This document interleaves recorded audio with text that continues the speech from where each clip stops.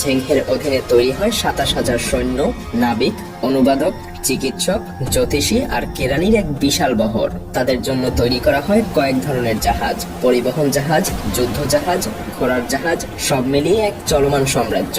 কিন্তু সবার নজর কাড়ে সেই কিংবদন্তি ধনজাহাজ। দৈর্ঘ্য প্রায় ৪০০ ফুট, প্রস্থে ১৮০ ফুট, ৪ তলা ডেক, ৯টা উঁচু মাস্তুল, যেন ভাসমান মিং সাম্রাজ্যের আস্ত রাজপ্রাসাদ। এক একটা ধনজাহাজে ছিল ব্রোঞ্জের কামান, খাবারের গুদাম, নাবিকদের থাকার জায়গা আর সোনা রূপা, সিল্ক এবং চীনামাটির তৈরি জিনিসপত্র রাখার বিশাল কক্ষ। এগুলো কেবল যুদ্ধের জন্য ছিল না, প্রদর্শনীর জন্যও ছিল। বিদেশি রাজারা যখন এই সমস্ত জাহাজ দেখত, তারা মুগ্ধ হয়ে যেত, ভয় পেত আর বাধ্য হয়ে মাথা নত করত। ১৪০৫ সালে শুরু হয় প্রথম অভিযান। ঝেংহে পাড়ি দেয় ভারত মহাসাগরে, পথে থামে মালয়েশিয়া, ইন্দোনেশিয়া আর শ্রীলঙ্কায়।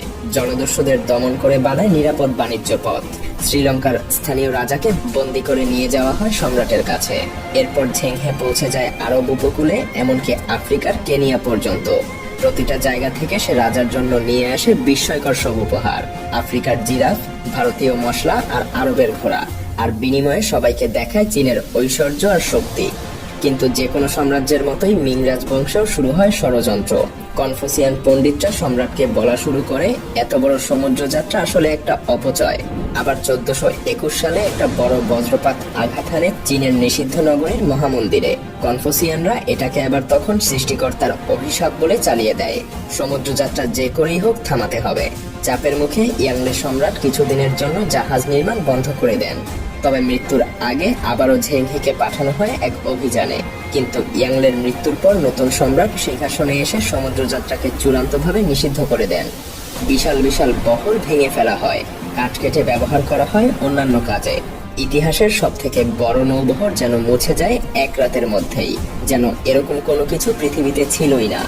আজও ইতিহাসবিদদের বিতর্ক করতে শোনা যায় যে আসলেই কি এই জাহাজগুলো এত বিশাল ছিল, নাকি লেখকরা এগুলোকে অতিরঞ্জিত করে বলেছে।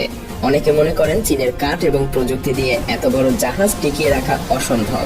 আবার কেউ কেউ নানজিং এর শিপইয়ার্ডে পাওয়া বিশাল বিশাল রাডারের কাঠ দেখিয়ে বলেন, হ্যাঁ, এই জাহাজগুলো সত্যিই এত বিশাল ছিল। সে যাই হোক, ঝেংহের নাম ইতিহাসে অমর হয়ে থাকবে। সে ছিল এক দাস থেকে উঠে আসা মহানায়ক, যার হাতে গড়া বহর একসময় সমুদ্র শাসন করেছিল।